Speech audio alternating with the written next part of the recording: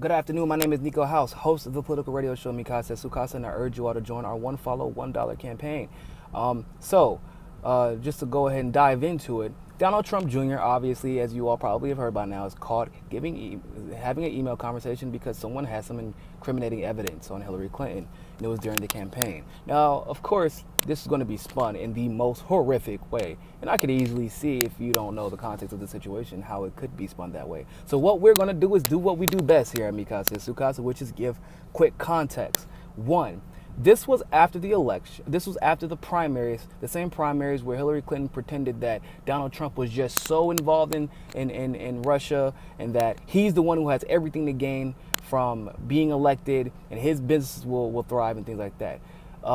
This lawyer said that he had information proving that Hillary Clinton has a lot of involvement with Russia too. So at the time that the emails were being sent, it's not really that big of a deal in the sense that, oh, it's not like Hillary, it was essentially trying to correct the record, if you will, since correct the record would never correct the record.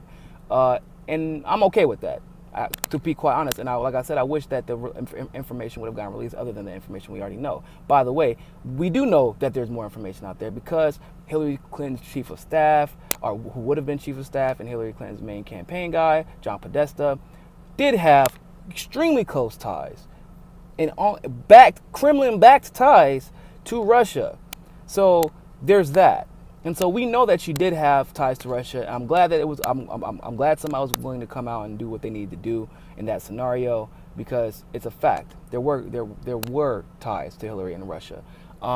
Also, having opposition, doing research and opposition on the opposition is not only extremely common.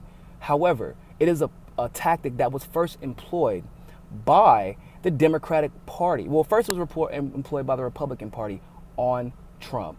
And then the Democratic Party continued using the same consulting firms, to do the same opposition research, where they, as you all heard by this point, recruited an former MI6 agent, former Russian specialist as a spy to get information in Russia about Trump. The same thing that the Trump Jr. situation is about, except for in reverse.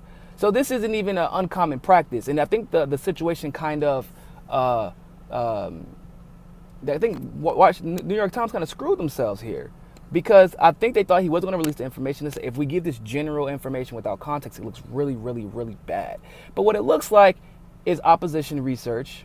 And what it looks like is that somebody's going to tell the truth about something that needed, at the time, giving the context of the situation, needed to be talked about. So this isn't a bad, horrible, this is our, what do you guys call it, the smoking gun. This is not a smoking gun. This is, and once again, I wish the information would have been released at the time because it needed to give context, or else we probably could have avoided this entire situation. But Trump Jr., in this scenario, Trump Jr. has a lot of other issues going on. But in this scenario, Trump Jr. didn't do anything wrong. And opposition research is, unfortunately, in this type of scenario, is the norm. And the opposition research that they got on Trump, or they tried to get on Trump initially, originated from Russia. But it was after they already started the propaganda, the anti-Russia propaganda. So when you consider that, it looks actually more dangerous that they try to get faux opposition research just to fit their propaganda, whereas one campaign was trying to fight propaganda and expose the truth in that regard. So let me know what you think. Leave your comments and thoughts below, and always remember, find your balance. Peace.